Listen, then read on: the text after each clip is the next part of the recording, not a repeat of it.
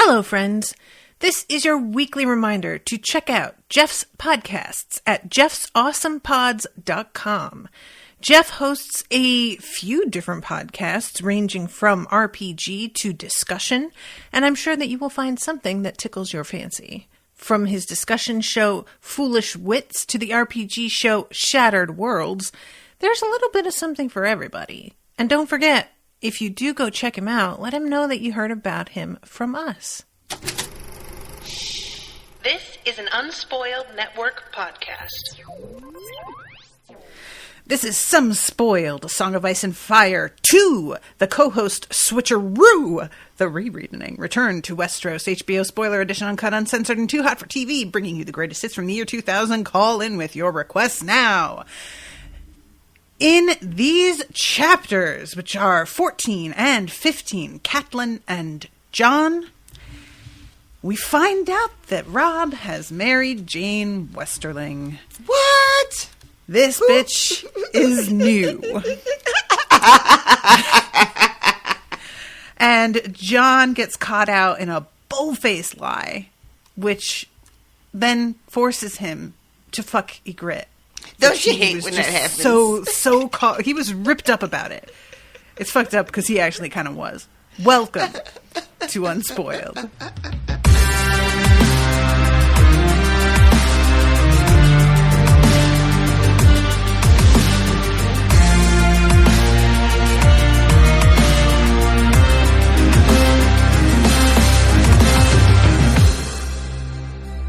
Monsters are dangerous, and just now, kings are dying like flies.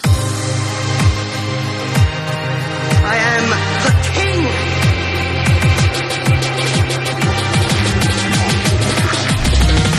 Fuck the king.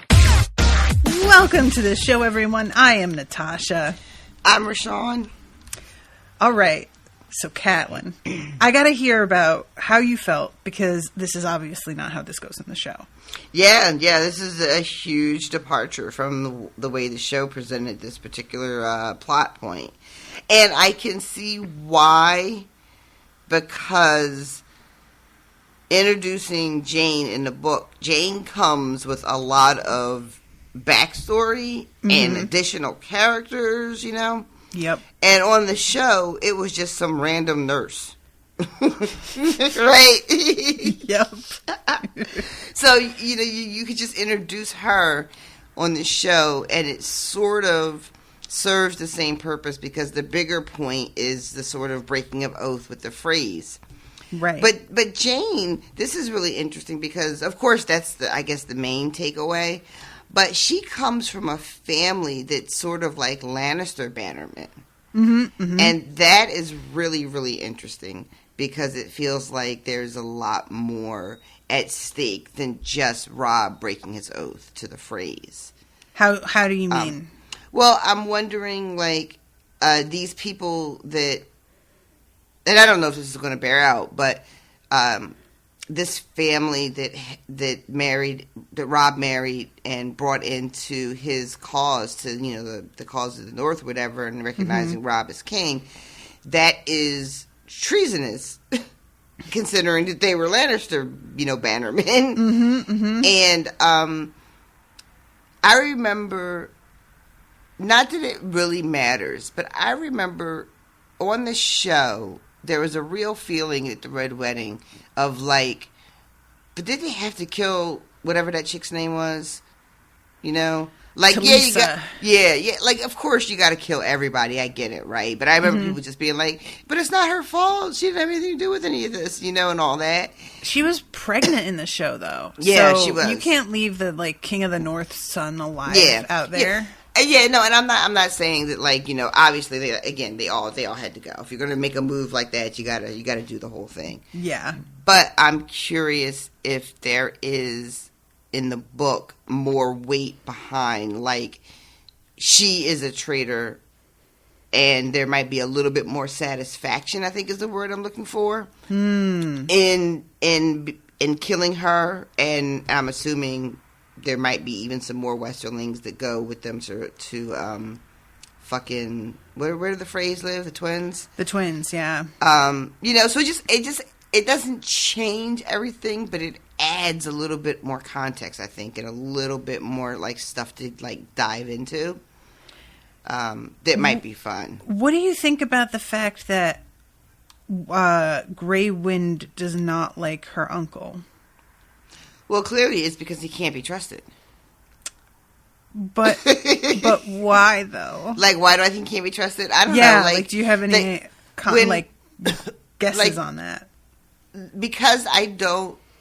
Again, like this family, just because they're riding with Robb does not, in fact, mean they're like riding with Robb. You know what I mean? Like he might have a split loyalty. He might be pulling a Jon Snow. He might be doing an undercover situation. I don't know. You know, I'm curious. Like on the show, one of the main sort of conspirators is Bolton. Right. And so far in the book, at least, Bolton hasn't been completely... has he been revealed 100% to be like a Lannister person? In the book? So far, to where we are now. No, not at all. Right? So, I don't know, as a reader... I don't know if the Bolton storyline plays out in the book exactly the way it did on the show. Mm-hmm. Like, maybe the person who sold them out ends up being this guy in some fashion. Maybe this uncle, whoever he is involved in the deal with the phrase to set everybody up. You know, I don't know. Mm-hmm. I do like that, and I was surprised by, since you brought it up, about, what's Robb's wolf's name? Grey Wind. That Catelyn is the one who makes a sort of like a very big deal about it. Mm-hmm. And is, at one point she even says, like, they're more than just direwolves. You've got to understand that, right? Right. That was neat. Because I don't know if... I just, because you don't get any of that in the show at all, I'm really enjoying anytime someone is acknowledging, like, the significance of these direwolves. Yeah. And their importance. And also, it's weird, too, like, I mean, we're probably jumping all over the place, but there's a whole thing that Robb is doing where he is choosing these Westerlings and this Jane over Grey Wind. Which is like you're also choosing Jane and this over your family and your rightful duty and like what you were supposed to be doing. Yep. You know? And he's even says a couple things like he doesn't trust Grey Wind anymore. Like this idea that taking him into battle has done something, you know, to him. Yep. He's just a murderous beast. It has to be, you know, caged away, not literally caged away, but kind of low-key caged away. Kind of, he's in the kennel. You know? Yeah. And it's just kind of like, oh yeah, this is you, Robb, picking, you know, these other things and other people over like your family and your duty and what you're supposed to be about doing. And it's just really, really clear. Yep. Like I don't even know if metaphor is the right word because it's so on the nose. It feels like there should be another phrase for that. So this is one of those things where it's a really weird area for me handling this as the spoiled person because you know what happens already because of the show in a general way. And you're aware that there is a red wedding and that Bolton's a traitor and all of this. So I am going to tell you some of the theories happening around this. Okay. That I probably, if we were in a different situation and you didn't know, I would never tell you until later. But because you already are aware of that sort of stuff, I don't believe that anything that I'm about to tell you will change your experience of everything later on. Okay. So the key here being that the Westerlings are Lannister bannermen. The theory is Robb got set up. the Lannisters got in touch with the Westerlings and got their daughter to seduce Robb on purpose to fuck this up. And that's part of why Grey Wind doesn't trust her uncle, is because Grey Wind's aware that these people are conspiring in a long game to take him down. Now, again, it's a very, like, the theory is based on, like, a lot of evidence that is sort of off the books. It's that kind of, like, background information. But Jane Westerling's mother is rumored to have been, like, a witch. And this is, again, not information that I don't think you really, like... If it comes out at some point, I don't think it's going to change. So I'm telling you. Okay. But the theory is that Robb was either drugged, like outright drugged, or that something was done to just impair his judgment. And the fact that he mentions to his mom he had just found out about Bran and Rickon also really aids in whatever it was that they were trying to do. So, yeah, this is just one of those moments of a warning that when you know what's coming, you can see it. But I just thought it was interesting because you know that because this is so different, right? You know that these guys were with the Lannisters and that Robb's about to be betrayed, but you still didn't think, are these people in on it? You thought they actually went over to Robb. Except for, like, the suspicion that maybe this uncle... But, like, it didn't occur to me at all that, like, the Jane would be in cahoots, right? Yeah, and it's sort of unclear how in cahoots Jane would be. But, like, is she as much a tool as Robb is? Like, how much was she willing to do this and how much was this sort of coerced somehow? Right. But, yeah, it's just, like, the whole thing here is a lot... The show makes it so that Robb walks completely clear-eyed into a bad decision. Yes. You know, and knows that the consequences, and he just feels like love is more important. But there's a strong vibe that he has been taken advantage of somehow in the book. I'll tell you something else, too, that I thought was really interesting. Robb is spending a lot of time talking about how wonderful she is and what a good queen she would make, you know, and all that stuff. And he keeps referring to it as love, but it doesn't feel like he fell in love with her truly. And that was cemented for me when he admits that she offered him comfort the night he found out about Bran and Rickon and then felt duty-bound to marry her. Yeah. Right? In the show, we literally watched him fall in love with this woman, you know? So that also is a very different kind of motivation. Like it didn't occur to me that, you know, he was trapped. That's a wild, wild idea to think about. But it definitely hit different. Like, oh, this is, he sounds like he's trying to convince everybody and himself that this is like a wonderful thing that you know, wonderful woman that he's married and did it for love. But just that one little aside about, you know, having to protect her honor suddenly changed it from just like, oh, well, he was just a young kid who fell in love and got blinded, and more like, not only does he know he fucked up, because he clearly knows he fucked up here, too, which is also a little bit different. There was, in the show, there was a acknowledgement that this was a bad decision, but it never seemed to me like he regretted it. Right. And this chapter feels a little bit like, not only do I know I fucked up, but I really fucking wish I had done this. You know? But just like in quick moments. And that's very different from what I remember from the show. Yeah. But it also, once this chapter happened, I was like, oh, that's right. We're getting ready to do that thing. Yep. That thing's coming. And when the Catelyn chapter opens and she mentions having kind of seen and overheard a brouhaha, and witnessed like certain men, some of whom were Freys, not only like leave in the middle of the night, but like trample over the banner. Mm-hmm. I was like, oh shit, these motherfuckers know Robb got married. It's on. It's coming. Yep.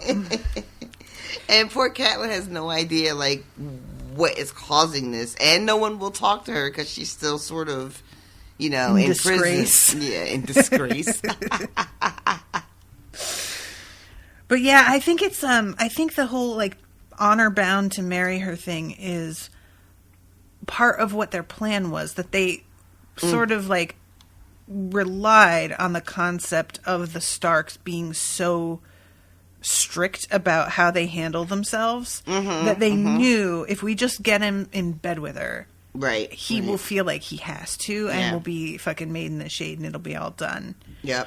When you know a person that well, when people are that sort of, I want to say, I'm going to say predictable, but I don't mean it in a shitty way. When people are just so consistent to their values that you can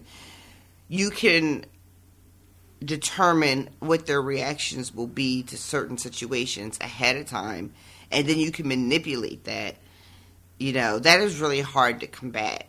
Yeah. And that's one of the things I like sort of about, and it didn't occur to me until kind of like just now, but like what Kat did with letting Jaime go. Mm-hmm. Like, clearly no one could really see that coming. Yeah. There's a lot of talk in this chapter again of like, well, women just going women. What you gonna do? Women be out here women all over the place. But thinking about what that must have been like to everyone else, they must have been completely blindsided, because who would think a Stark, even though she's a Tully, but for everything that we're concerned with, she's a Stark, would do such a thing. Yeah. I like that. I like that Catelyn is not really a Stark, though.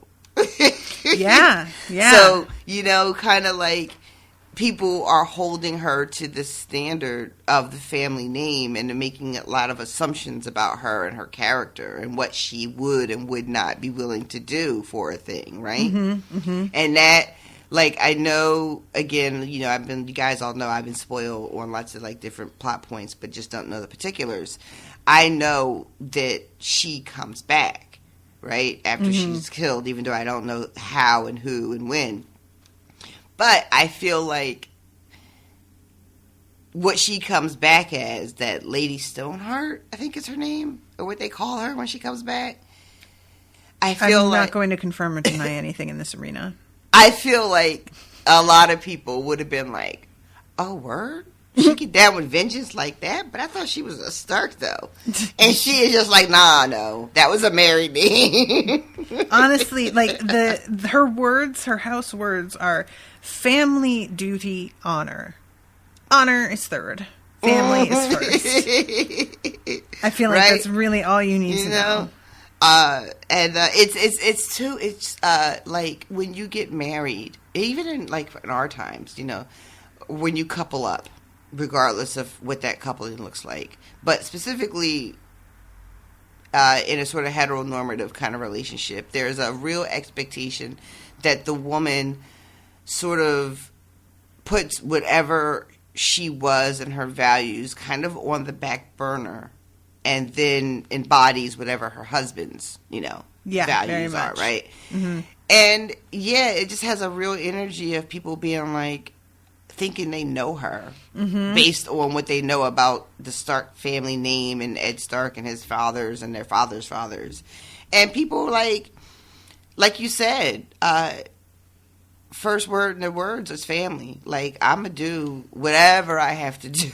And y'all keep forgetting that about me.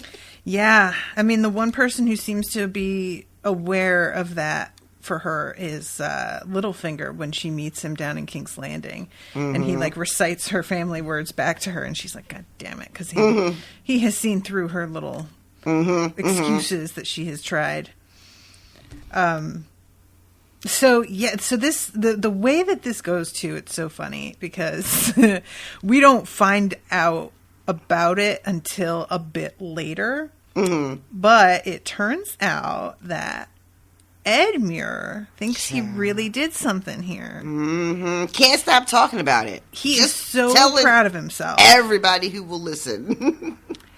And he gets like, when Catelyn finally comes down because she hears Robb come home and she knows that we're about to, have to face off about what I did. She goes down to the throne room and he is congratulating Edmure on his success and just making much of him in a way that sounds like it's approval. And we find out later it's because he didn't want to embarrass the man in front of everybody, but he done fucked up. Yeah, and he probably should have embarrassed his ass. But I'm sure, so, personally. Personally, I think he should have. It probably would not have served them well because you want, Robb has already done this thing that fucked up their position. Which is, in my opinion, another reason to fucking throw Edmure under the bus, take some of that heat off, which you just did. But that's just me not being a very good person sometimes. But sometimes you gotta be a questionable person to be a good leader, and that's just how it is. But I imagine for the morale of the supporters and the soldiers, you don't want to admit publicly just how bad this man has fucked y'all up. Yeah. You know what I mean? But yeah, if he had decided to go another way with that, if Robb had decided to just air him out, I would not have been completely upset about it. Yeah, I mean, there's a part of me that wants that just because I don't like Edmure. So I feel a little bit petty about just, somebody cut this man down to size. We're sick of him. He's fucked up. He doesn't even, know he's fucked up, and I need him to know. But I wonder what happens to him. On the show, he disappeared for, 6 years. After the Red Wedding, he gets, taken captive, I believe. And then we don't see him for, 4 seasons, and then he shows up back at the end. Ah, well, yes, I suppose I shall have to become king. Uncle, please sit down. One of the best moments of that entire show. One of the only good moments of the final season, really. Agreed. That was fantastic. But see, I don't know if that's really if Edmure even makes it out of this. Maybe he doesn't make it out of the Red Wedding either. I don't know. Lots of questions. Now let me ask you. For a second, I'm going to admit to everybody that when Robb introduces Jane. I, for a split second, was like, Sansa's friend? Oh. And then I was like, oh, wait, no, that's Jane Poole. Yeah. But, you can't go around spelling Jane like that and have me thinking, it's more than one person that spells their name like that. I didn't know there'd be two Janes with, spelled that way. That's just the Westeros spelling, I guess.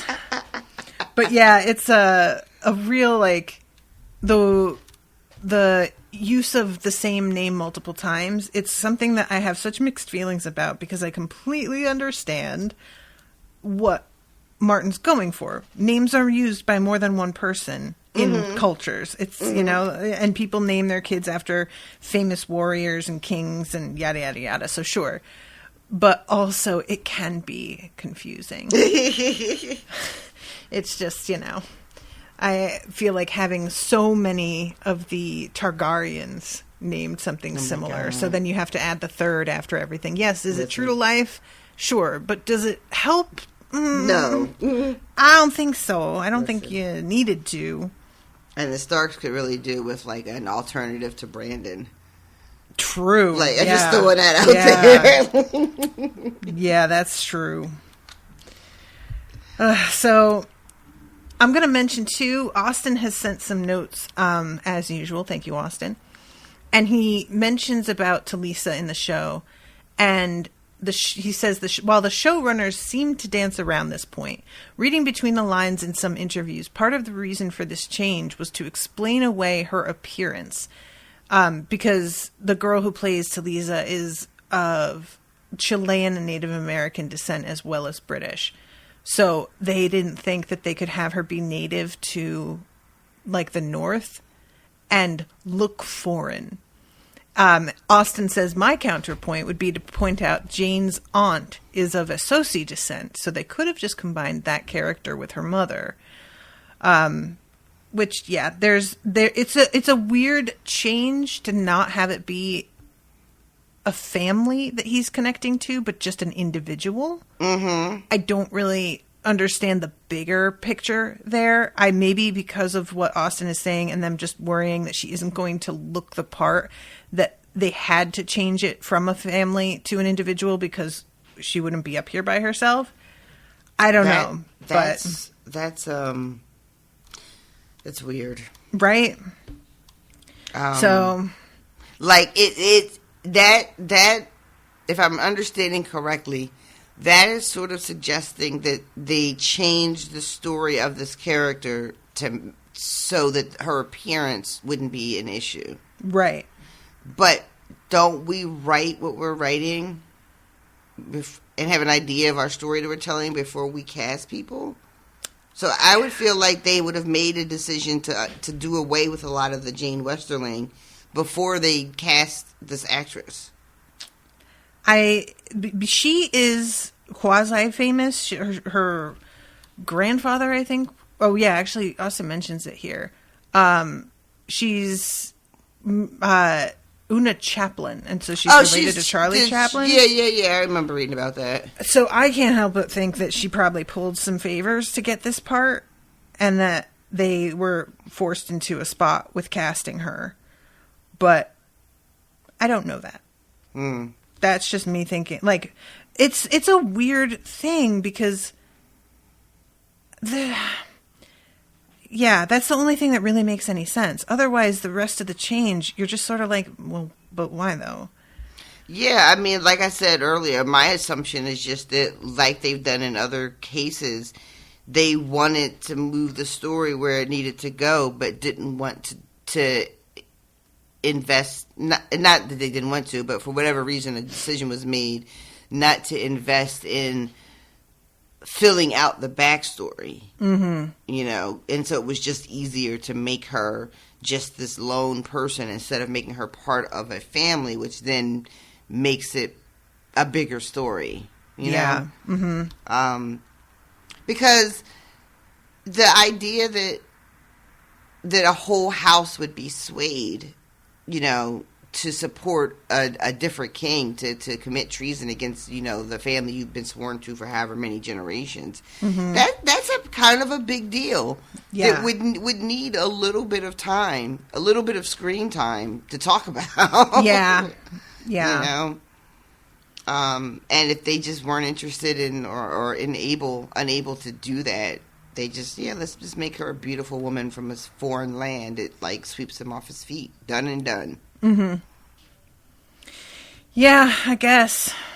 I had completely forgotten about that chick being Chaplin's granddaughter. Yeah. I feel like there was something else about her, too, that was making the rounds when she was on. I can't remember what the other thing was. But she's got another claim to fame. I just can't think of it. Oh, okay. Outside of her grandfather. I don't know if it's something she was in or someone she was with. I almost said someone she was in, but that's not right. My goodness. All right. So, okay, we have the meet with Catelyn, in which Robb kind of plays her a little bit, as she realizes later. A little bit. Because he does the whole, oh, I forgive you because what you did for love. And a lot of us do crazy shit for things. Love. Wouldn't you agree? Crazy, right? But we follow our hearts wherever they take us, don't we, mother? Fucking, right? So well done, honestly, At Rob. I'm pretty impressed. This is like top tier manipulation for a 16-year-old. Like, really, well done. Well done. He's been thinking about this the whole ride back, and it's just like, how am I going to fucking play this? Oh, my God. And it's really interesting, too, because Catelyn marshals her expression really, like, carefully and is just like, I have a new daughter. But, like, in the show, she makes no bones about being like, what the fuck did you do? You know? Oh, yeah. Mm-hmm. This reception that Catelyn gets to when she's led down into the Great Hall, you know, everybody is listening to Robb as he's speaking about the triumph of Edmure and everything else, and then they realize she's there, and it's kind of like a hush comes over the crowd, and everybody's just like, all right, let's see what happens next. Yeah. And then after Robb, you know, sort of publicly forgives his mother, then other people are sort of beholden to come and acknowledge Catelyn and say something. But it's not all love. It sure ain't. Certain people, I think the great Jon is really really happy to see her. Mm-hmm. And, like, picks her up at one point and, like, hugs her like she's 12 years old, like her feet are swinging in the air. I love that, honestly. Like, it's inappropriate, but also, right? Like, how can you not love this guy? Honestly, I feel like when was the last time she got a great big hug like that? Like, it must have been the best feeling ever. There's nothing like a good hug when you really need it. It's true. Y'all, hug more. I'm telling you. hug more. But then there's is it Karstark? Who is not here. And she's like, well, you know, I did it for my 2 daughters. And he's like, funny, I had 2 sons and they're dead. I fucking love his whole energy here. He's just like, oh, so you think you're the only one who lost children because I sacrificed some kids based on some shit, and that dude is the one who fucking killed them, and you're just out here freeing this asshole, so how do you think I feel about it? And she does make like a good argument of, well your kids what are I dead. could do was saving my kids, But nevertheless, I really feel for him in that moment because I would be really livid. Yeah. He says, you robbed me of my vengeance. And you know what? Yeah, kind of. Kind of. Even though, to be fair, I don't know if Robb was going to let him have the kind of vengeance that he wanted. Right. But in the moment when he says that, I'm like, yeah, she kind of did. At least let him have the fantasy of that vengeance, even if he wasn't going to actually get it. Right. And the satisfaction, if not like the vengeance of like chopping Jaime's whole fucking head off, the satisfaction of knowing that he was in chains and seeing him in chains had to, you know, be meaningful. And she took that from him as well. So yeah, he just bounces, I believe. He's just like, I don't have to stand here and listen to this bullshit. Yep. And then the rest of the people come over and kind of like, you know, some people are kind of cold to her. Some people are really sweet. I think her uncle, the Blackfish, is like one of those that is really nice to her and gives her a hug as well. And then, a lot of the women are just like, I would have done the same thing. Look, you did nothing wrong. And then they go up like someplace a little bit more private. And that's when she finds out what you were saying about what Edmure really fucking did. Yeah. And how he fucking screwed the pooch on this whole plan that Robb and his, his what? Team? His team? Colleagues. His colleagues. Doesn't feel quite appropriate, does it? I feel like there's actually a word for what we're trying to say, but I can't think of what it is. Comrades?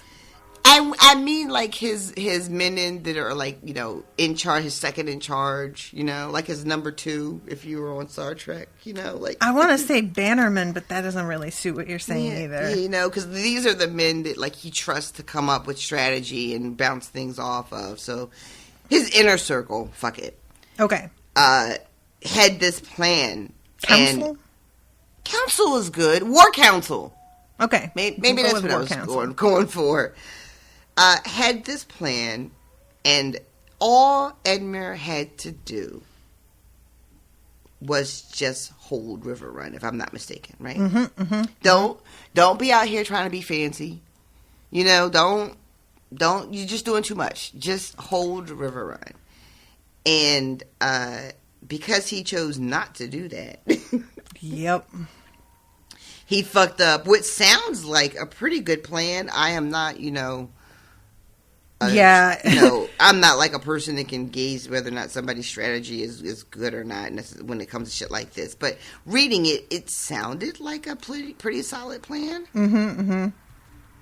Yeah, this is so what they had planned to do was lure Tywin up into an area where they would like pretend that, oh no, he's chasing us, and get him to follow, and a portion of their crew would loop around and trap him. And even if that didn't work out as well as they think it did, he would still be so far away from any reinforcements that he would be like screwed, and they would be on his land and eating up his resources. I love that bit. I love that part when he says we would be like, using his land instead of him using ours.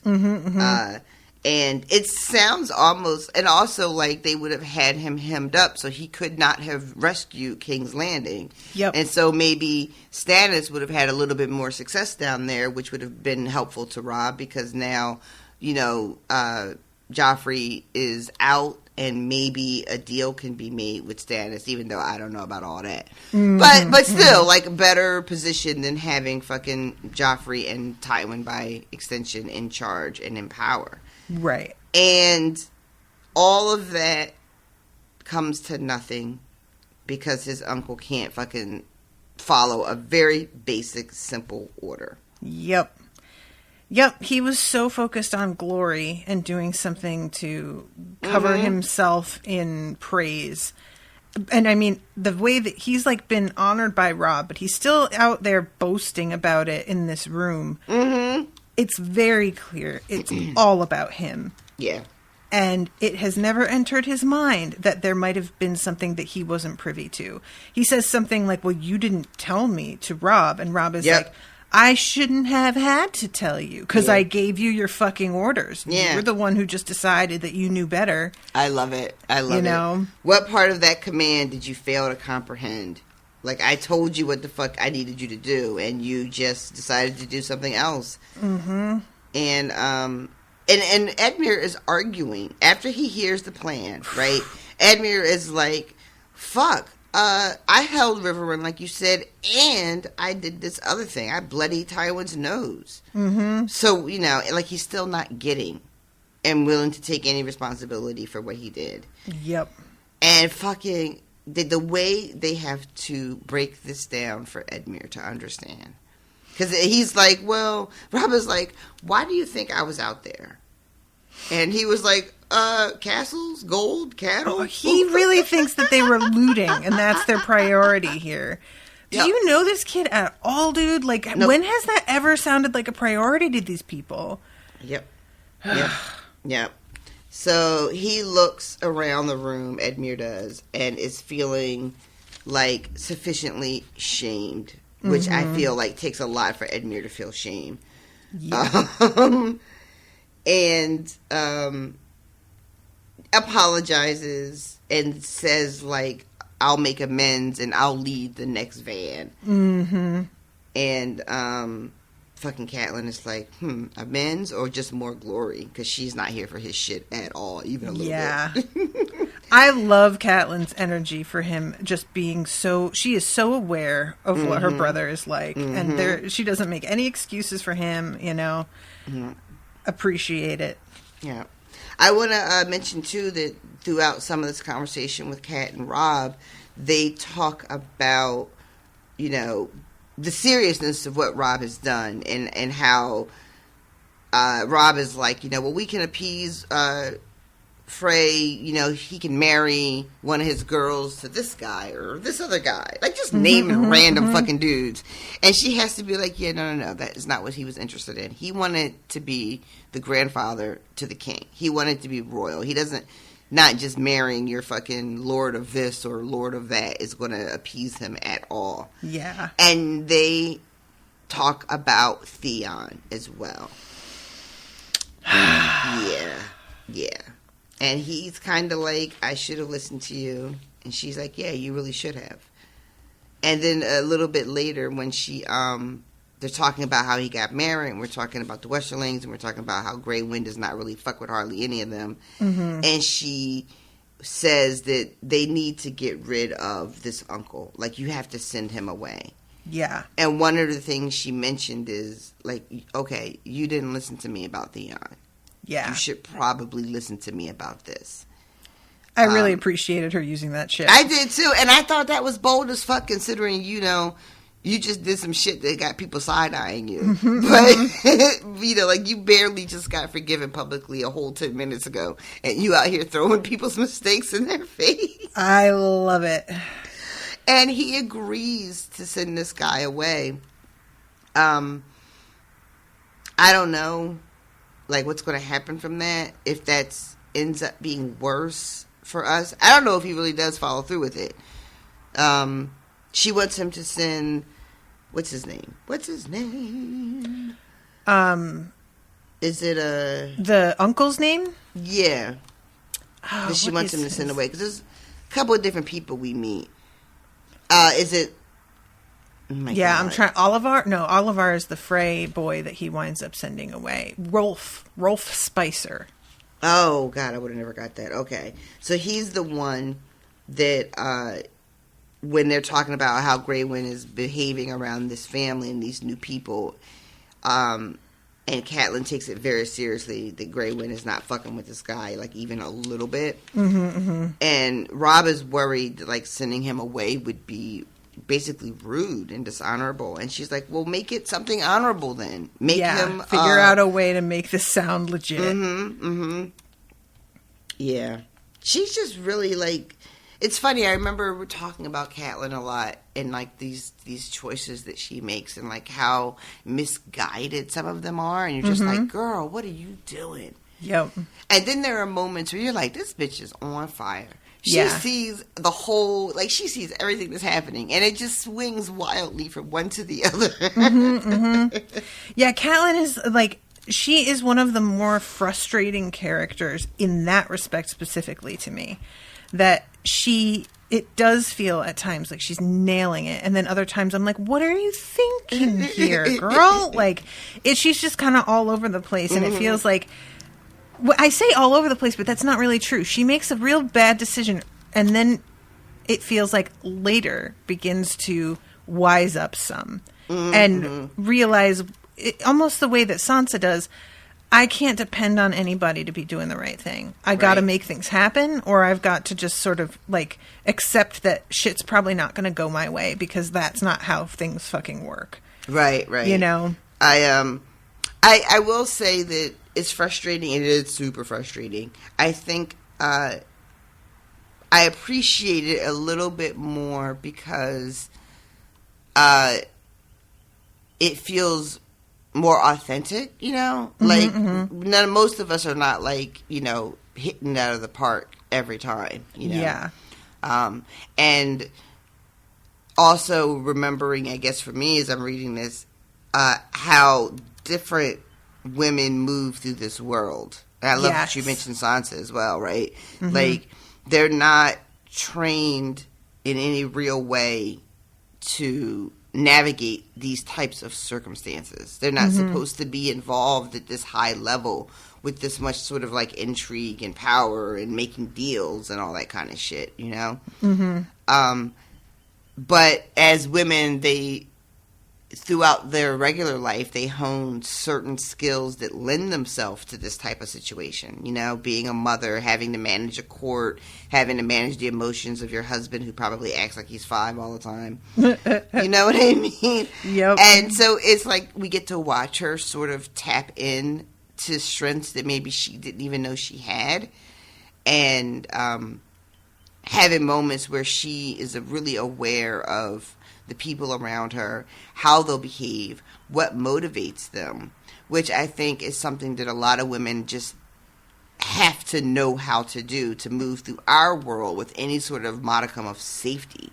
You know? Like, think about as a woman how often you spend time thinking about how a man around you is going to react to whatever stimuli, you know? You know? And we get to see how that bears fruit sometimes with Catelyn.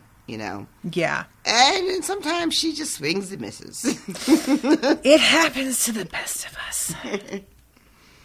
Yeah, I love this conversation she has where she has to really try to explain to her son who and what Walder Frey is. Yeah, he says something like, well, maybe, you know, if he's decides to be reasonable, and she's like, no. Yeah. No. Reasonable is the opposite of what he is. Like, I thought you understood the fucking measures I had to take in order to get him to agree to this in the fucking first place. Yeah. It was hours of negotiation. And she says to him in that moment something about not only did you break the oath, but you fucking married somebody from a lesser house. Mm-hmm. And Robb is like, no, but they're better blood. They're a lesser house, but they're like, you know, have a better pedigree. And she's like, dude, that just makes it worse. Like, how do you not understand who this man is? How do you not understand that it's going to be extra salt in this wound?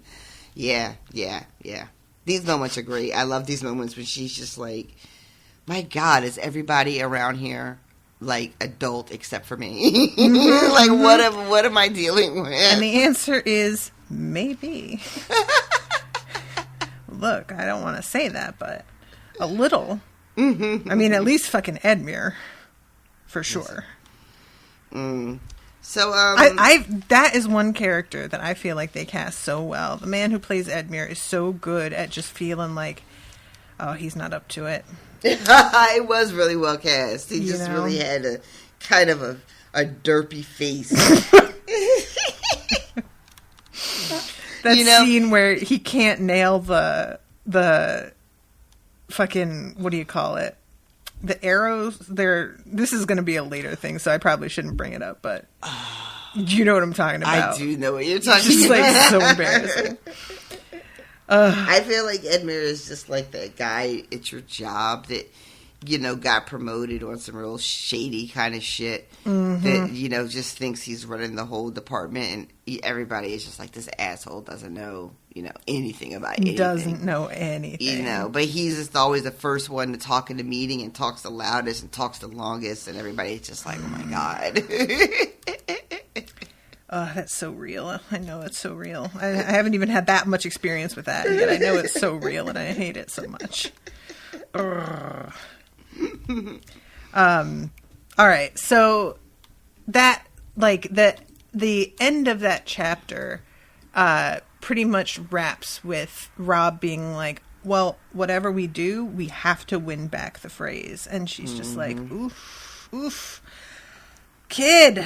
Yeah. She says, Robb is like, there's got to be something we can do. This was really intriguing because I don't know exactly what she meant. He says, there must be something we can do. And she says, not something, someone. And it's italicized. And so it feels like she has someone in mind. Mm-hmm. But I don't know where we're going from here. I mean, clearly we have to offer it. My assumption is Catelyn is thinking about offering up another marriage, right? To take the place of this one. And on the show, the wedding is Edmure and a Frey, if I'm not mistaken. That sounds right. And that's why they are all there. So I don't know if this what's happening here. If she's going to offer, if they're going to try to like talk Edmure into doing this because you just fucked up so royally and you're so busy making amends. Here's what you can do. Mm-hmm. Or if the book is going to just go a completely different way. So I'm looking forward to finding out what that's going to be about. All right. So then we go to Jon. Yeah, we do. I want to mention that the animations or the illustrations for these chapters, because like I'm reading the illustrated edition, but it's a different illustrator than the last one was. All of these illustrations are in black and white, but they also feel somehow more intricate than the color ones from the previous book. And there is a pretty cool, I'll be using it for the show art, but there's a pretty cool illustration of the wildlings and the mammoths and giants going through the snow, and at places being like waist deep in the snow. And it's just like, I feel like the show doesn't entirely capture the scope sometimes because they didn't have that many people. Like, you know, they had to make things. The Khalasar is one of the prime ones that people made fun of in the first season, because the Khalasar is supposed to be literally thousands of people, and it was just like a single file of what looked like 50 people, maybe, you know. But yeah, I'm gonna send you this art just so that you can see it. Are you reading on a Kindle? Yeah, The illustrated is on a Kindle. Why? I was just curious. Like, I was thinking about maybe getting one, treating myself to one. But I haven't decided. Yeah, I'm a fan. I wish that there were more of them. They're not as, like, by now I really would have expected that all of them would have an illustrated edition, and it looks like it's just the first 3. This is the last one. I might be wrong, but I looked and I didn't find anything. So if people know differently, please give me info on that, because I'd like to know. Yeah, I was just thinking that I think I'm not sure, but I feel like I saw out in the wild somewhere that they released another or the next illustrated Harry Potter. Oh. And those books are so beautiful. They're and I gorgeous. had really looked forward to having the whole set. Obviously, that is not going to happen at this point. And I was just thinking, like, God, what a fucking shame. Honestly. But so now I'm like, well, maybe I'll just, like, you know, get an illustrated version of something else that I'm reading that isn't, like, fucking made by a terrible, terrible, terrible person. And so that's why I was asking about the Kindle. Yeah, there's the Kindle, especially if you have like an iPad. I got an illustrated version of oh my God, what's the story with the frog and the Frog and Toad? No, Wind in the Willows? Wind in the Willows. That's the one. Because that's not Frog and Toad, right? That's Frog and Rat. Is it? Who is it? I don't remember. Okay. But I got the illustrated version, and it is like one of the most gorgeous things, and I don't think looking at it on an iPad takes away from it at all. I was sort of worried that it wouldn't have the same feel if it wasn't in a proper paper book, you know? That's what I was... Not so. That was how I thought, but you've talked about the illustrations a couple of times and how beautiful they are, so... Yeah. I was like, well, maybe I'll take a look at it. Did you get it? I just sent you the... I'm just opening it up now. Oh, okay. Oh, look. You see what I mean with how, like, it's so intricate even though it's black and white? And it takes a minute for me to really appreciate it, because the fact that it doesn't have color, I won't lie, I have a moment of just like, but then I keep looking and I'm like, wow, damn, actually. You can, like, when you, like, enlarge the image and see the fucking detail that's happening in this. Exactly. Guys, I don't know well, you said you're going to share this on the post, right? I'm going to post it as the art for the episode, yeah. Absolutely take a minute to take a look at this, guys. This is wild. Look at this. I should give credit to the artist. Let me find his name. There are Gary faces, Gianni. And you don't even realize it's people. And then you go in, you're like, oh shit, that's a bunch of people down there. That's why. Listen, all right, Tormund. This is a long chapter of John. This is a lot of John. It's a lot. It's a long ass chapter. And if it weren't for Tormund, I probably would have checked out. You know, just like mentally. It just would have won for fucking ever. Yeah. But there was fair. There was a lot of Tormund, and how do you not love this character? I am saying. Tormund Giant's Bane sounds better than Giant's Baby? Come on. I love his entire personality so much. And then when they cast this just fucking hot ass man to play him in the show, I was like, all right, that's it. I was concerned because I love Tormund so much on a show. And a lot of that I think is due to the actor. Like, so well cast, so much charisma, fucking smoking hot, you know. Ridiculous. And also really funny. Like, that actor was like, just the facial expressions, you know, like it turned into like kind of like a running gag that kind of maybe got out of hand. But towards the end, when he is so smitten with Brienne, and every time he looks at her, like, I was 100% here for his entire performance, and I was like, I wasn't sure if the book was going to be able to like match that. But you guys, his fucking, like, I don't even know, like, his stories. Like, what do you sliced open the belly of a giant and just slept there for a month or two, and then she started to breastfeed you, and oh wait, you fucked a bear, and what is happening? It's like, it's all like, it's nonsense, but also, I want more of it, please. Yes. And I don't remember from the show or not, but Tormund in the book has like he has kids and shit. He's got like a whole family. Mm-hmm, mm-hmm. So I don't know if that's important, but I just love it that is how this is in this world, because it does make sense, right? Of course he's got kids, probably like dozens of them, and it just never really comes up in the show as anything that's like important, right? But I love that that's just included, because that's just how we get down. This man fucks a lot. Listen, he only has half a dick, and it's still better and bigger than anything anybody else is out here using. Much. John's like, well, what do? You said she bit it off. She bit half off. And trust me, what's left is still twice as long as any other man's. So I'm not concerned about it. Right? Like, I'm fine. I'm doing just fine. You don't have to worry about me. But so we get some, there's a lot, it's not that there's not a lot happening in this chapter, but there's a lot of little different things happening until you get to like the big thing, which happens pretty much towards the end, right? Right. You get a lot of like scene a lot of setting. scenery. Mm-hmm. And a song about giants. Yeah. I love that, even though, I don't know, I kind of like the idea of all of them knowing this song, and Jon being such an outsider. Like, the internal monologue with Jon is when he's looking at giants, this is all stuff that's not supposed to exist. Mm-hmm. Right? These are old Nan stories. And he remembers a story about someone who blows a horn and wakes the giants up. Yeah. And he starts thinking, like, could that have been really real? Like, is that what's happening?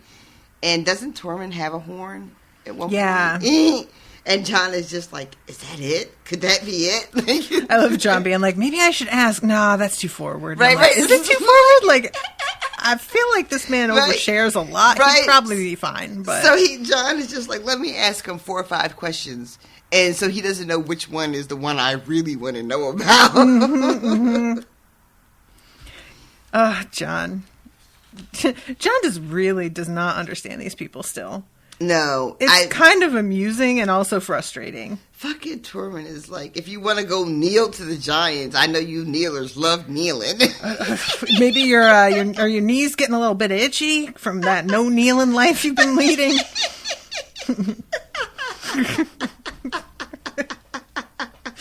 He's so shady. Oh my god, it's so good.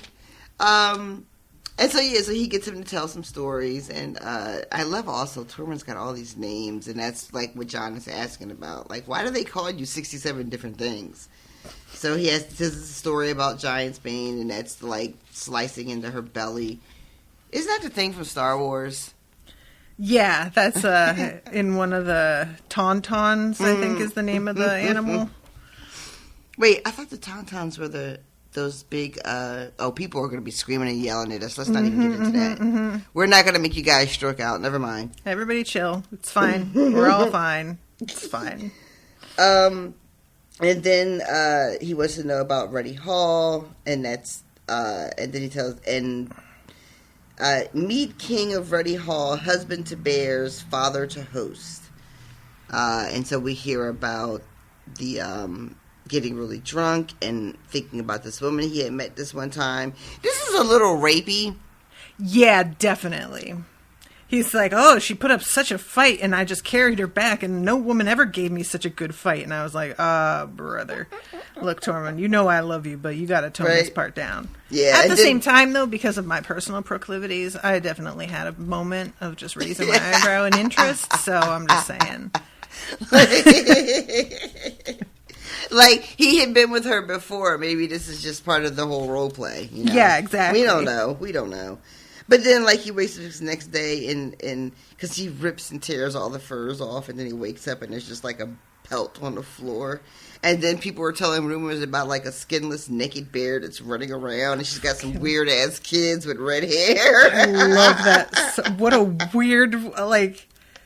And I love that he's just like, I've been trying to find her because I would love to fuck that bear again. Right? What? And he's also like, and imagine how dope those kids must be.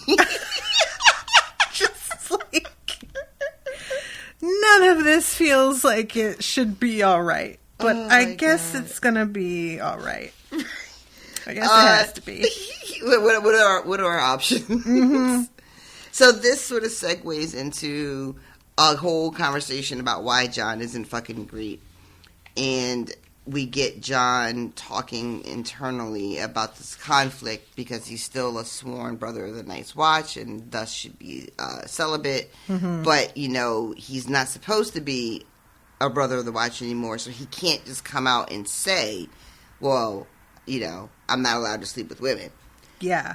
And then Tormund is basically like, this girl has been throwing herself at you. We all see it. Like, what is the problem? And he says, you stole her, and then you won't even fuck her. Like, you played all kinds of mind games. I really love that in particular. It's almost like there is an expectation, sir, if you are going to capture a woman, and she is gagging for it, and that is just being a tease. I don't understand your fucking game. Jon is like, I didn't do that. I took her prisoner. And Tormund is like, you made her yield to you. What the and then you never fucking touched her. Like, dude. Yeah, because Jon's like, well, I never touched her. And he's like, yeah, that's kind of what we're talking about right now. And then it's just like, do you even have a dick? Which normally I would not endorse this type of like toxic masculinity and all that stuff, right? However, but it does seem like there's a genuine rumor that if you join the Crows, then you get your dick chopped off. Oh yeah, so because it's partially just real curiosity. Yeah, because he had asked about that earlier, and at this moment, Tormund is like, "Are you sure they didn't cut your dick off?" Because this is all sounding very dickless. It's giving dickless. So, then we get a description of like just what this whole movement is, all these people, and how like they're moving fairly slowly, and how the people are, you know, who's riding up front, where Mance is, who has up the rear. Jon is riding with Tormund now because they don't want to ride with that Rattleshirt guy. Yeah, that guy is being a dick. He agreed opts to also go and ride with Tormund. And they are sort of like, I don't know, riding up and down the column to like keep everybody kind of like in order and kind of keep a pace going. And then this fucking bird comes out of nowhere and tries to claw his goddamn eye out. He really like nearly does it too. There's a moment where Jon is just like, my eye! And they're like, it's just blood. Shut the fuck up. And Jon thinks to himself something that you and I had just talked about, I think, as far as like warging and what happens if you die. And Jon is pretty confident that fucking, was it Thin? Who was in the bird? I can't remember the name of the guy. Whoever that guy is, Jon is like, that motherfucker's still in there. I can see by the way that bird is looking at me. Yeah, he's like, that's a personal grudge. This is definitely targeted. I'm being harassed. And it turns out that this is just a summons. Like, the bird is just supposed to be letting Jon know that Mance wants to see him. I love it because Jon has a moment of like, maybe I'll clean my eye up, and then he's like, no, I'm not going to clean my eye up. I'm going to let Mance Rayder see what his bird did to me. Like, he thinks he's going to go to HR and file a complaint. And then it turns out, no, you just got found out that you were fucking lying. So probably this bird is picking up on Mance Rayder's mood and is like, oh, he won't give a shit if I fuck this guy's face up. That'll be fine. I'll do it. It's just like, lucky you still have that fucking eye. Mm-hmm. Is really how you should be thinking about this whole encounter. Let the king beyond the wall see what his eagle did to me. Just like really, truly thinks he's got something here, John. And buddy. like, I kind of thought like when he's thinking to himself about like whether he should, take care of his eye and clean it and everything. I thought he was going to. I thought the energy would be, let him see what I could take. Oh. But it's not. It's Yeah. very different. It is a very different, almost like, let him see what his eagle did and feel bad about it. Mm-hmm. Instead of it just entering his head that the eagle was given orders to maybe take his eyes out. It might be. Like, it doesn't seem like it, but you don't know. You don't know, John. He makes a lot of really, real perilous assumptions. So he goes to go up to Mance, and Greta's just like, yeah, I'm going too. This bitch so thirsty. I love it so much. I think she knows he's in trouble, or she Yeah, it's a really good thing she went, though. I like to think that, she's going also as a way to protect John. But, that is because she's so thirsty. That's true. She's like, I haven't even gotten to fuck this guy yet, so I will be damned if he winds up getting kicked out of our company because... So, they get up there, and we find out that John's got some explaining to do. Turns out he was lying. He was not very truthful. And now the circle of trust has been broken. He was not very truthful. I really love that we get to see what Mance Rayder is like when somebody has lied, because he is so affable initially, and once he gets mad, he is pretty scary, actually. Yeah. It starts to make sense how he is in the position that he's in. Yep. And it's not just all singing songs, telling dirty jokes. It's mostly that. But yeah, I was going to say, because that normally works for me.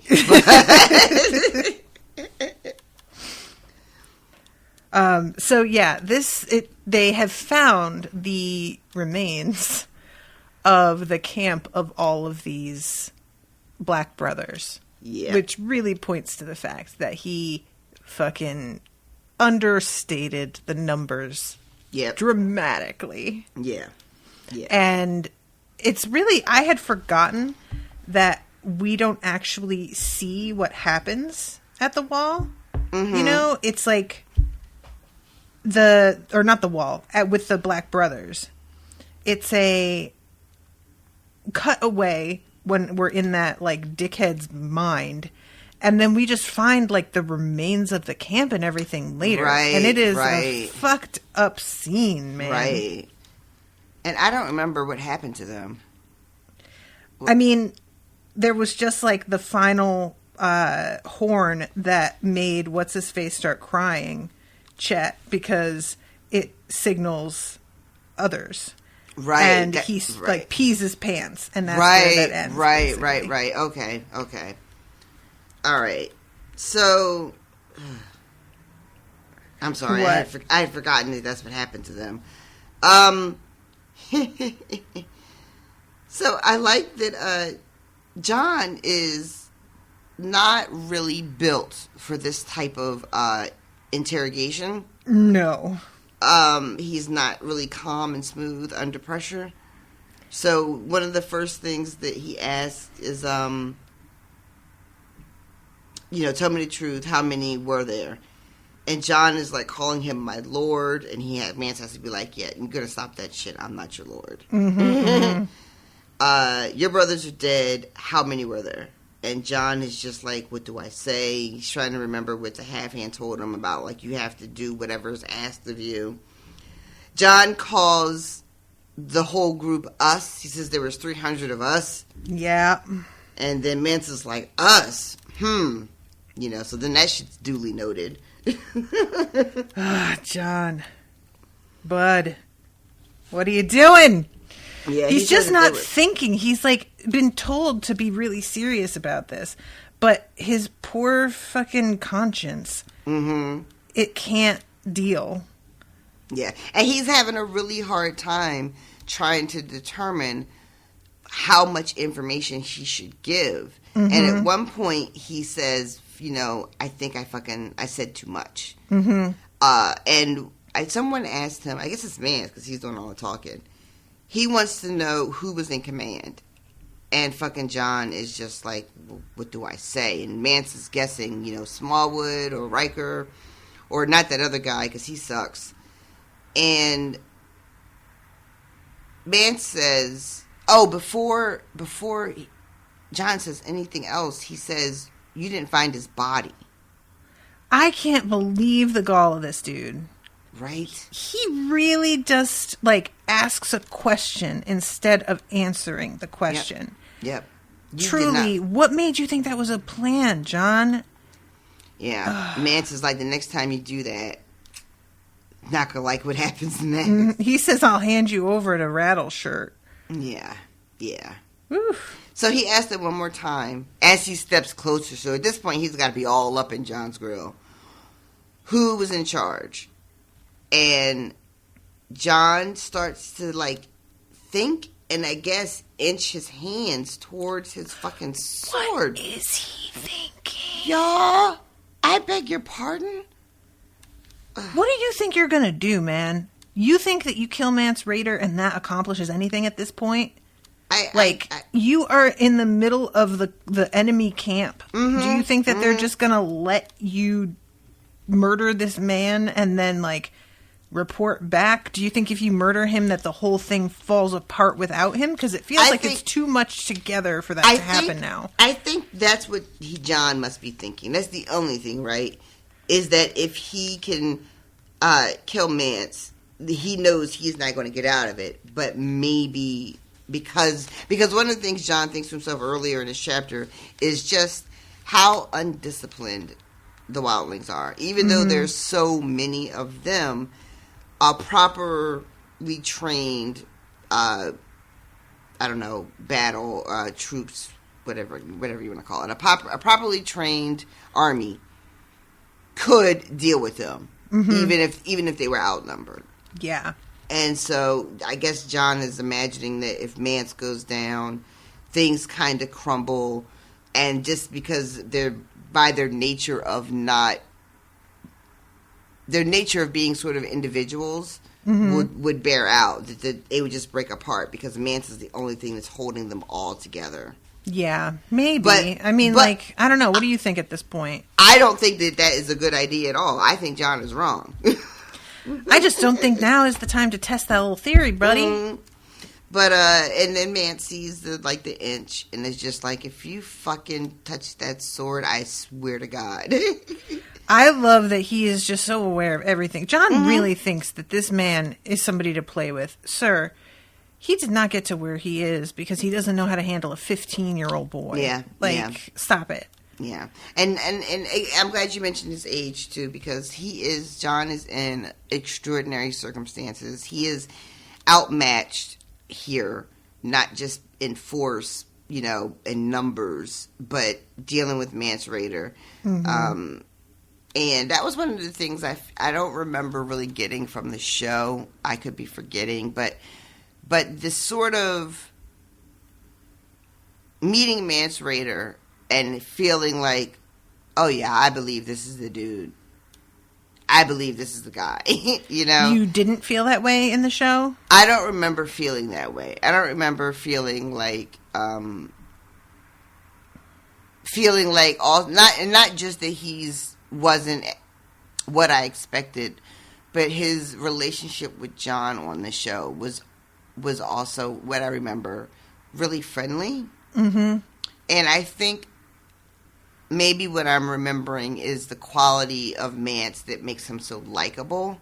And the part of him that we get in this chapter that, this is exactly who he is and why he got where he is. Not saying it didn't happen, I just don't remember that from the show. Yeah, I mean, I've said before that I don't love the casting for him.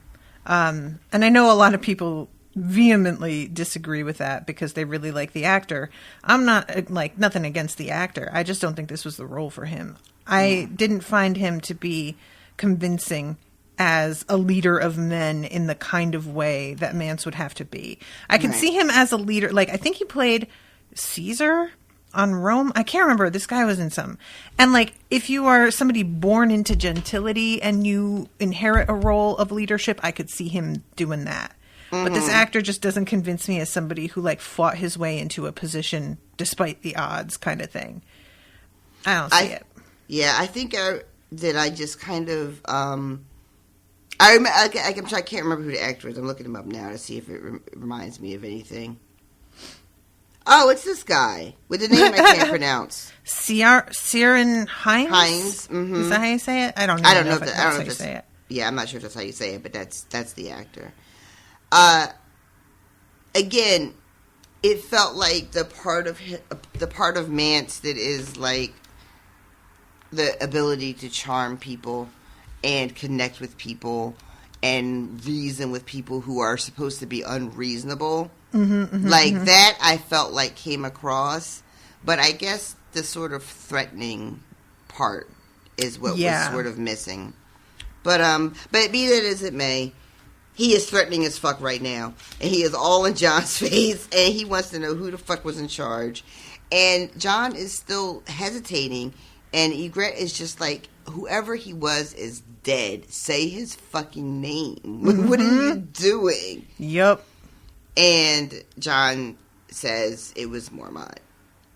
And they are all like, what? Yeah, his name is known, and he is thought of as an old man who shouldn't be out here in these streets anymore. They can't believe he left the house. They cannot get over it. And Mance is just like, he thought he was ready for me. He fucking sits up on high and like lays up with food and water and a servant, and he thought he was ready for me. I love this so much. He takes that shit so personal. So then Mance is just like, all right, and we start talking about the dead and the others. Yeah.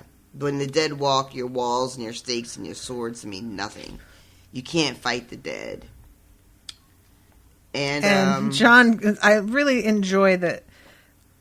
I don't think Jon has had the conversation with Mance to be like, oh yeah, I've seen the dead. I thought that was going to happen. When Mance says, no man knows that half so well as me, I thought Jon was going to be like, well, you know what, actually, as a matter of fact, since you bring it up, I mean, I didn't want to bring it up and talk out of turn, but since you brought it up. Yeah, I kind of thought that Jon would be like, at the very least, volunteer the experience that he had below the wall. But no, nothing. And it doesn't seem like Mance thinks it's a weird thing to say to a person who might not know what the fuck he's talking about. Which I also think is really interesting. He's just like not really concerned about that part of it. I'm going to say what I'm going to say. Yeah, I'm just going to announce to you with no like preparation that the dead are walking. I'm not going to like try to soften that blow for you or give you any kind of background. I'm just going to tell you that the dead are walking. And I'm wondering, because Jon doesn't appear to have any kind of reaction to that news, I wonder if Mance knows that. Like, it is not mentioned explicitly, but I wonder if later, well, I won't know because I'm not really in a Mance POV, but maybe in a later Jon POV, Mance will be like, yeah, remember that time I told you the dead were walking and you literally just, like, didn't react to that news? You want to tell me more about that? Yeah, that is interesting.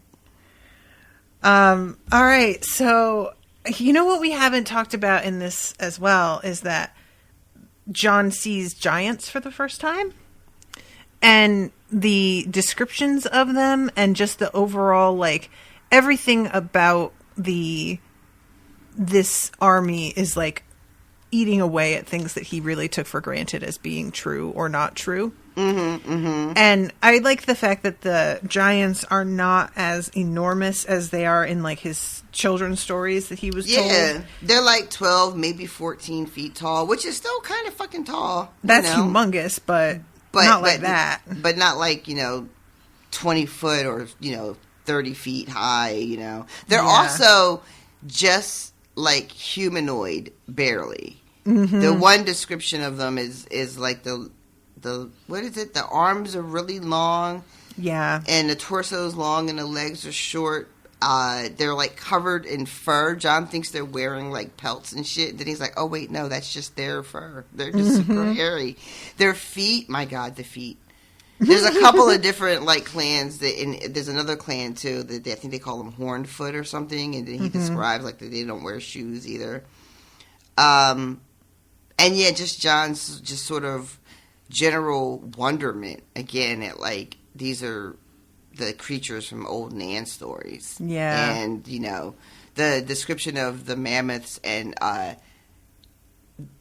it's not Ghost. It's not that Ghost is like afraid of them, but Ghost is just like, what the fuck? Exactly. Kind of like, do you see this shit?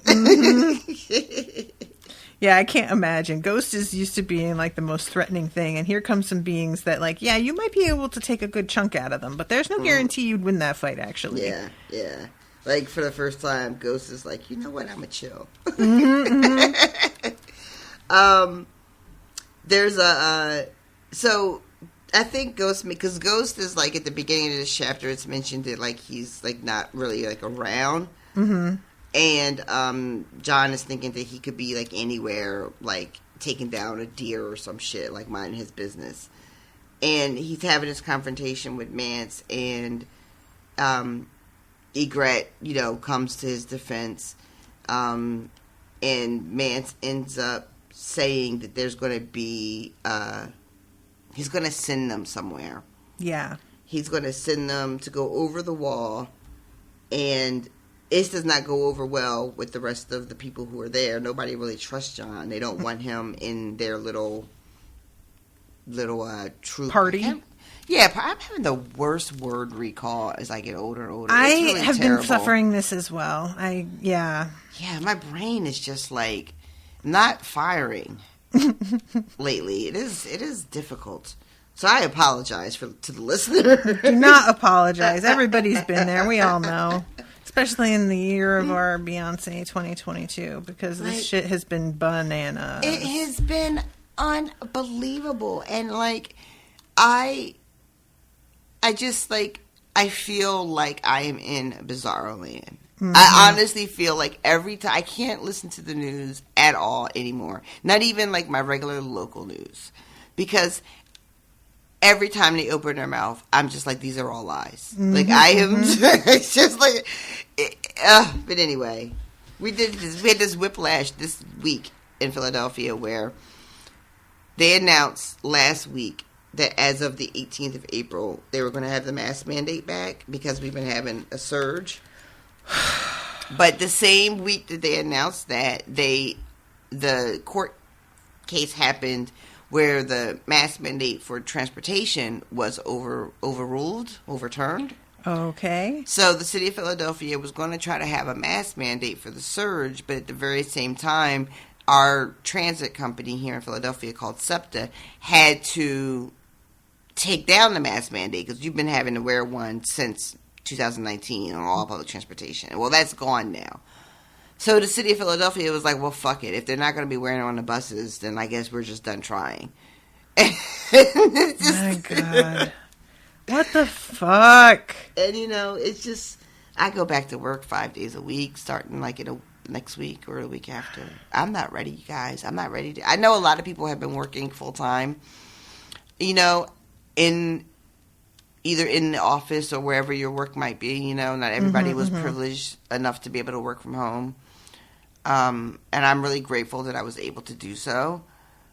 But you guys, I am not ready. And my brain is actively in revolt. It does not want any part of what is coming for me. So yeah, my brain has just not been great lately. But Brain so bad. they. Sorry, that truly is what it comes down to. That fucking Buffy episode where the beer makes them like turn into a caveman. Remember Yep. that? So Beer yeah, bad. That's what that is. I was like, what was that called again? Beer bad. Right. So yeah, so these people don't want John in their party because they don't trust him. And Mance is like, he's gonna go because he knows the watch and he knows the wall. And he knows Castle Black better than anybody else. Either you can make him useful or you're a fucking fool. And This is I have such mixed feelings about this because honestly, if I were in his party, I would also be like, I don't want this guy behind me. Put him in the front. I don't want him sneaking up. I don't trust him. I wouldn't trust him at all. That would be it for me. Yeah. But, so there's a little bit of, like, testosterone flying after Mance has, made his order and kind of, I think, sort of, like, disappears or, like, walks away or something. Yeah. Because then there's still beef between Ygritte and John, and Rattleshirt's there, and this Ragnar guy is there. Yeah. And somebody makes a move. Oh, it's Rattleshirt. He tells Ygritte that she better not be lying because Ygritte was basically like, no, we're together, we're a couple, we've been fucking. Mm-hmm. And Rattleshirt threatens her, and John draws his sword to protect her. And Rattleshirt is like, yeah, your wolf's not here, so we don't give a fuck what you say. And then, who's there? Surprise! His wolf is there. I love that. Like, anytime that Rattleshirt gets embarrassed, I'm here for it because I just don't like this guy. It's true. So, I want John to be better at this, but I also really enjoy Wolf's posturing. Yes, I like to. I like it whenever the wolves get to have a moment of like, are you going to fuck things up right now? Do you want to do this? Are you sure you want to do this? The wolf is that fucking "I came here to fight" gif.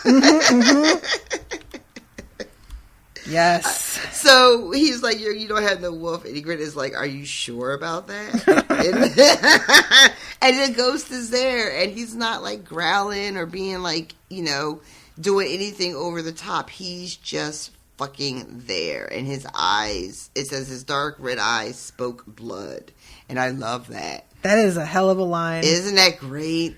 Whew. And yeah, it cuts all that nonsense right the fuck off. Everybody calms down. Just a moment. No, we're just playing a bit of a game. Right, everything's cool. Jokes, it's cool. Interesting. Yeah. Yes. Just a minute ago, it didn't sound so funny, but now people are laughing. And then John and Ygritte, I imagine, go fuck under that blanket.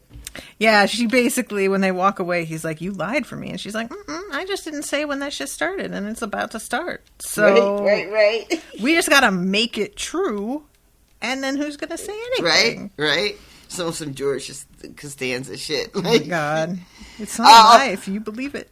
She also says I don't know if this is the first time. She might have already done it, but you know nothing in this chapter. This is in response to him asking why she's crying when the song about giants, like, by the end of it, she's got tears on her face, and he's just like, why are you upset? It's just a song. Oh, not only just a song, but he says there's like 100 giants left, because the song is basically, I guess, about, like, their genocide. And John is like, there's still, like, 50. What are you crying about? And she gets so mad. John, they are an endangered species now. You have to have some sensitivity. Greenpeace has them listed top 10 at risk. They're in that calendar you get when you make a donation. Exactly.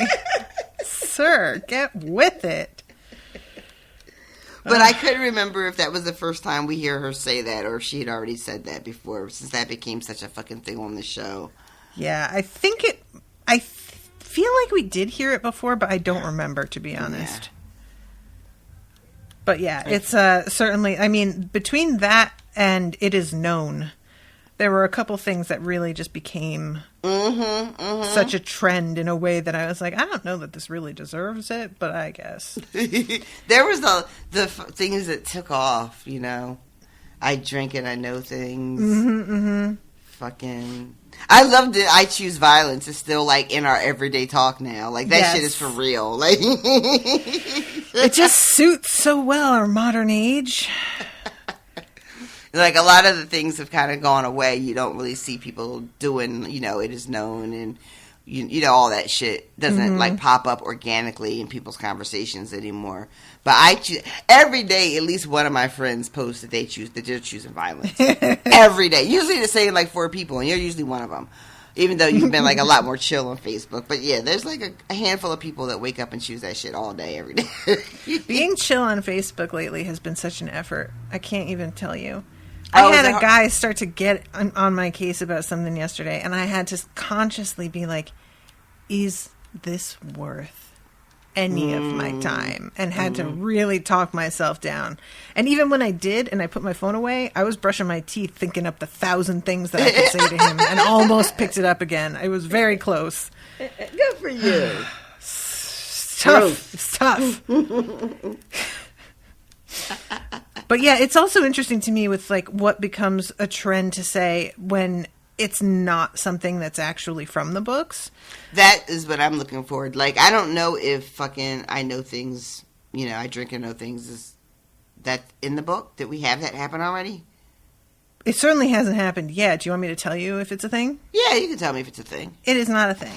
Oh, wow. And it sold so many mugs and cups. So many. And I made a design from you with that. That's what I do. I drink and I forget things. Mm-hmm. And they took it down. Oh, that's right. Mm-hmm. I'm still mad about it. That's right. That's right. Yeah, they, all I did was I drink and I forget things, and I used, like, the Game of Thrones font. Yep. And as far as they were concerned, they own that font. They own that font. Which, do they, though? I guess I don't even know. They may. Like, I don't know how any of this shit works. I'm not trying to pretend that I have knowledge. But, yeah, it was definitely just a bit of a... Really, even this... Like, people have asked a lot about why I don't do more merch. And that's the reason why. Half of the merch that I have put up gets taken down. Yeah. You know, it's just always themed around whatever we're covering, and they have a fucking issue with it. And it's exactly. That's exactly what I was going to say. You know, we would want to do things that tie in with the shows that we're doing, but, you know, all the shows we do are generally about content that we don't own, and it becomes very difficult. Yeah.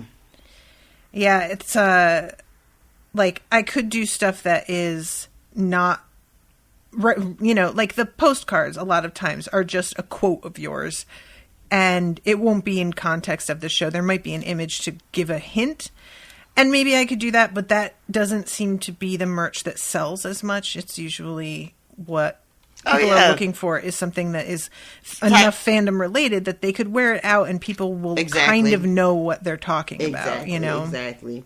You don't need it to appeal to everybody, but you want it to, like, be like sort of an insight, kind of like, oh, I see what you're doing there. Yeah, exactly. Yeah. Oh, well. It's funny. I have some of the postcards up, and I have the 69 one is my bookmark for, and I have on my wall, a lot of things are words. I forgot about that one. Which is funny as a postcard, but, like, that's not going to do anything merch-wise. You know what I mean? Like, that's, you know, this can't be anything but what it is. Yep. As I drink out of my I Went to Nothing That Was Promised mug. Classics.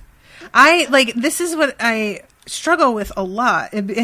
And people will talk about merch as if, like, that's a real money-making possibility for me. Y'all, even when shit sells, you guys don't know what a tiny fraction I get. Yeah, I bet my it's average minuscule. payout from TeePublic, I'm not kidding, my average payout is $4. Jesus. It's pitiful. Truly. My God. So, yeah, it just doesn't feel worth it. It's a ton of energy to list everything. Like, it just takes fucking forever to put a listing up.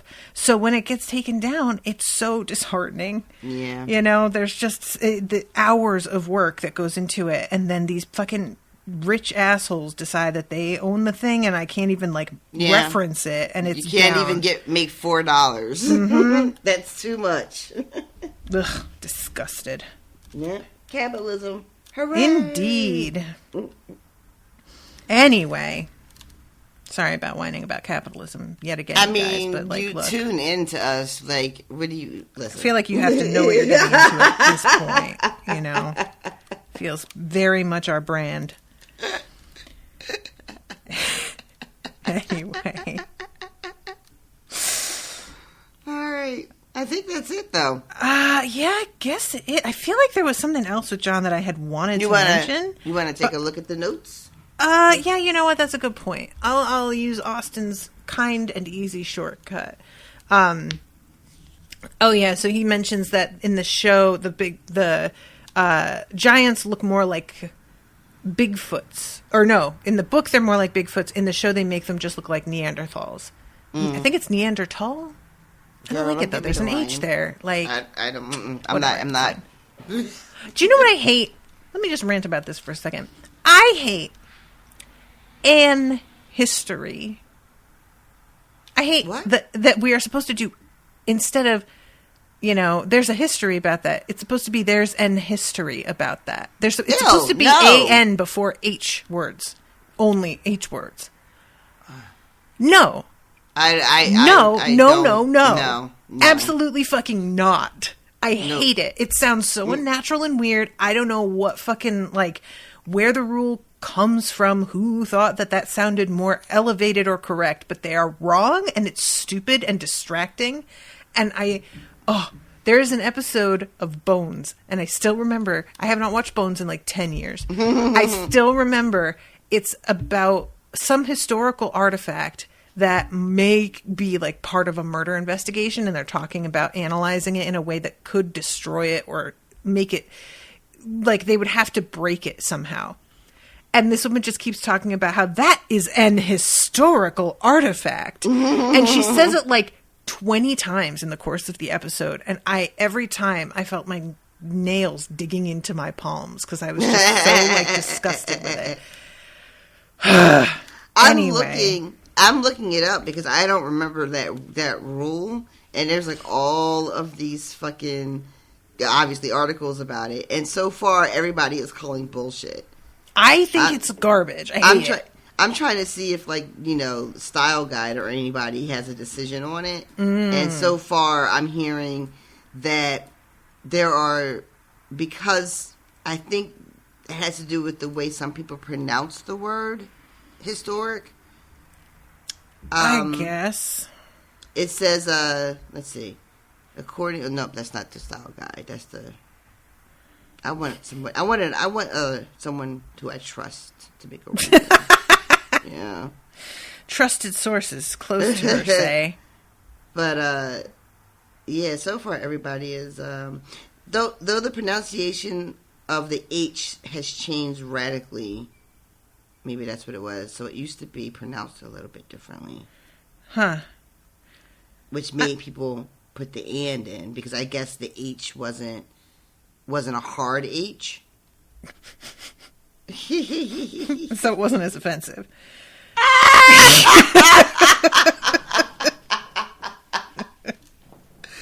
Anyway, on that note, let's wrap this up. All right. Real quick, I want to say hi to our new patrons. Oh, and a note from Austin, again, is, and he's not wrong about this, but I also still just don't like Edmure, so I feel how I feel about it. But he says something about how, considering what Cat and Robb are guilty of doing, it's pretty fucking rich for them to be, like, reprimanding Edmure. All right, that's fair. That's fair. He's not wrong. I mean, Robb. It's not Robert. It's Robb. I keep thinking it's short for it. It's not. They just never. Anyway. Sorry, guys. My brain. Brain y'all bad. know. Brain bad. Brain bad. But yeah, he like married a woman and like ruined their treaty with somebody, and he still is gonna be like, I can't believe that you pulled a stunt like this. All right, you're right, Austin. Austin is 100% correct. I think that the fact that Edmure just won't shut the fuck up about it, though. Yeah, that's fair. Is what is really driving most of that energy behind them having to tell him, all right, since you won't fucking stop talking about it, let's fucking talk about it. Yeah, that's true. But he's right in the sort of hierarchy of fuck ups. Like all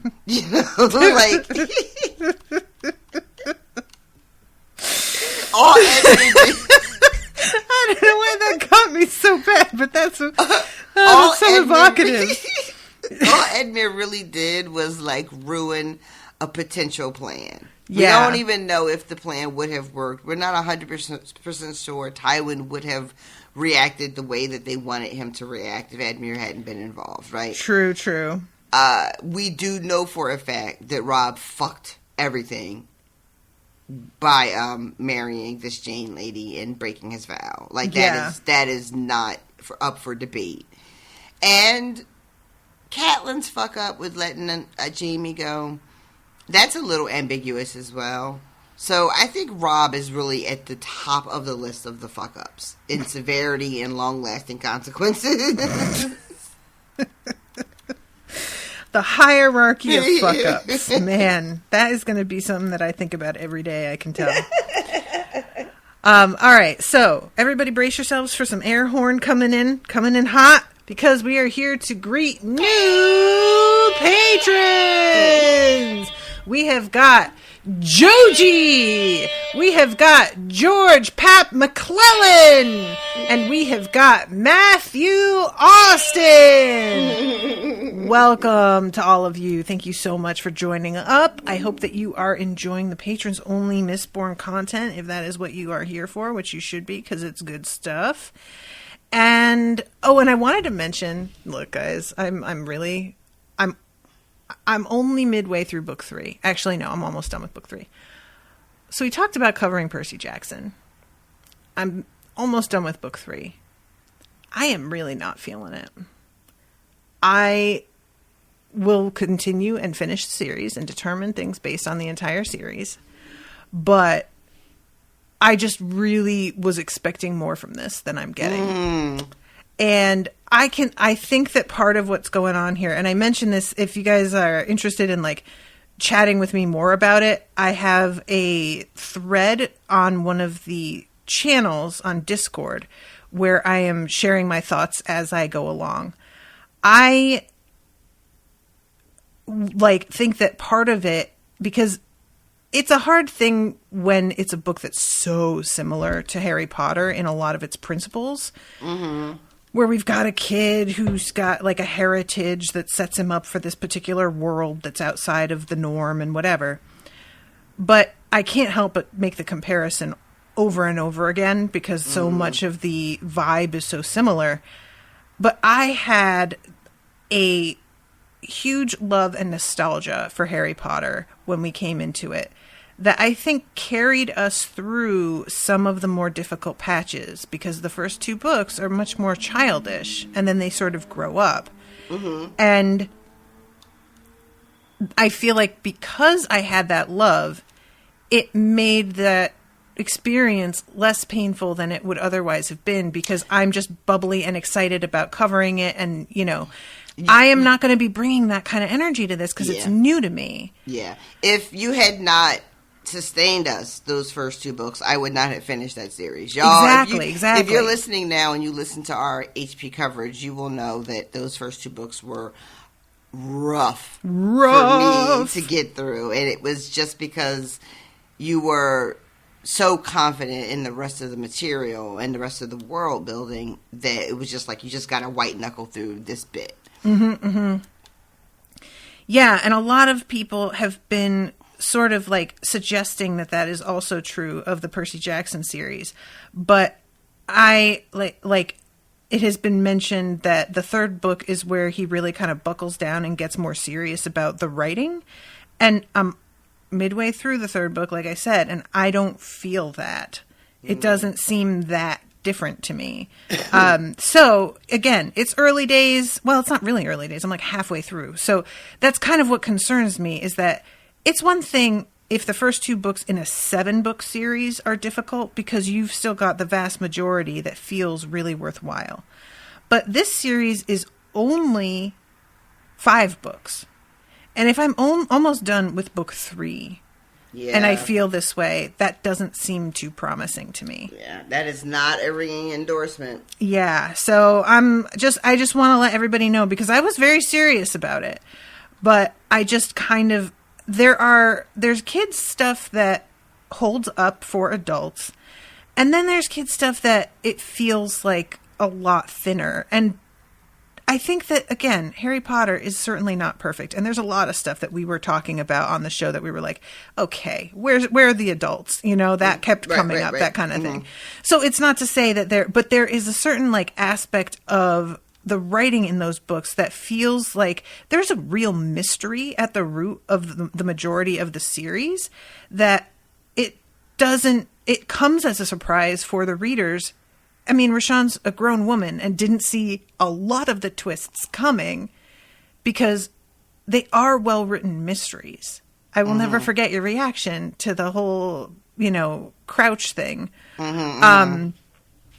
Let us not forget that I called some shit in the very first episode, though. That is true. I'm just kidding. I just wanted to... That's true, but you didn't remember any of it, so it doesn't count. But yeah, I just feel like in these 3, I have called almost everything that happens. There's been like 1 or 2 surprises, and mostly I saw it all ahead of time, and I think you will too, which just sort of defeats the point, So anyway, I just wanted to forewarn you all, because I know a lot of people were really excited about it, and I hate to disappoint people. I don't like being like, actually, but it just doesn't feel like it's going to have the same energy, because you and I are similar in the way that we react to things a lot of the time.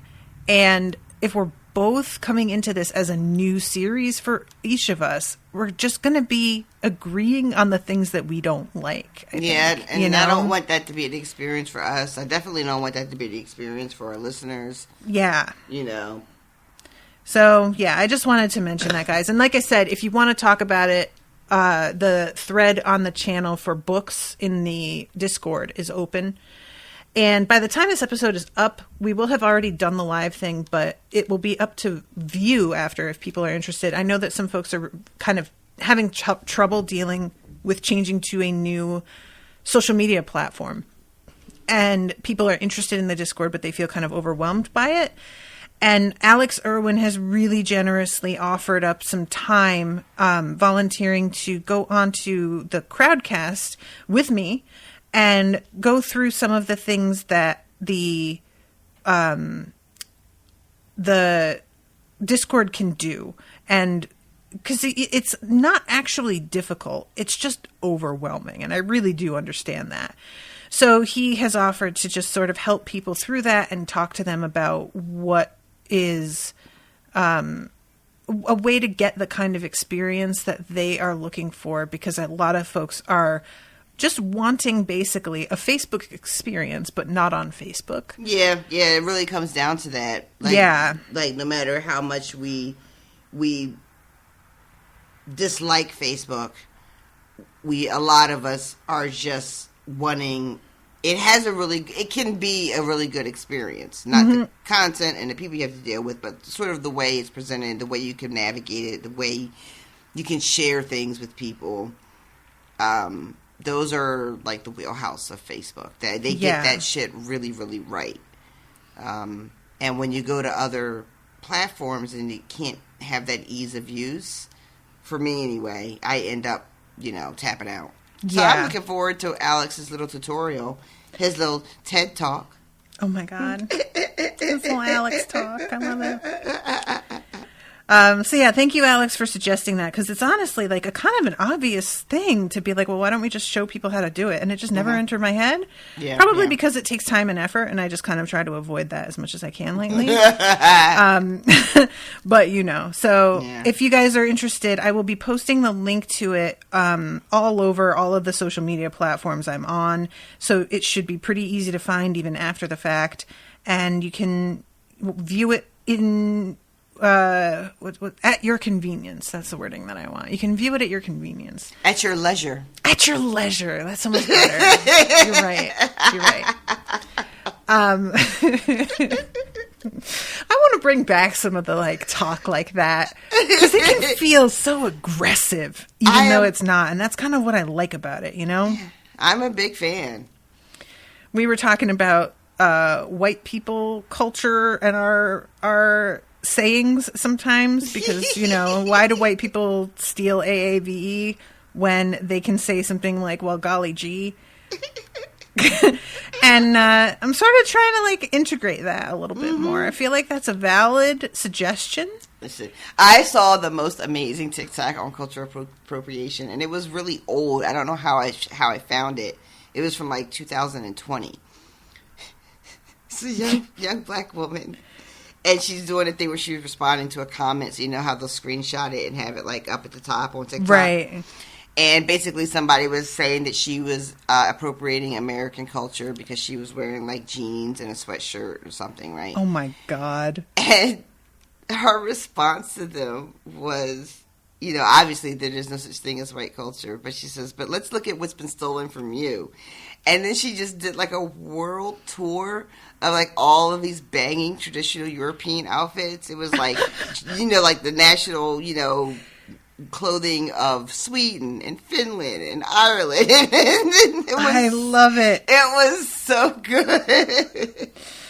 Look, so there's I'm all some about wild shit out there. White people lean into your culture. It is not like white U.S. culture. Nah, don't do that. But no. Wherever your people are from, find out that shit and then lean into it. So yeah, girl, if you want to golly gee or whatever. My mom still says gee whiz all the time, and every time she says it, it stops me short. I have to be wait, oh God, okay. That is adorable. Gee whiz, Tosh. That's how it goes. I said earlier today before we started recording that I was telling Natasha about something, and I just said, I've had it up to here. And I feel like that's actually that's white culture. I have had it. That is white dad or white mom culture, right? Yep, when you're that just feels right. When you are just sick to death of your fucking kids. I'll and you turn have to this car right around. Yes. Oh, God. All right. Well, everybody, thank you all again so much for listening. We love you very much. Hope that you have been enjoying it all. And I hope that you're not too mad at me for explaining some things to Rashawn this episode that she maybe didn't pick up on, but I don't think are really spoilers because she already knows the spoilers. So it's fine. Also, and those were just theories that you were sharing with me. It's true. Yeah, some of it is, yeah. Okay, we'll just stop there. But yes. So, all right. With that, toodaloo, motherfuckers. Bye, guys. Joffrey, Cersei, Walder Frey, Meryn Jon, Tywin Lannister.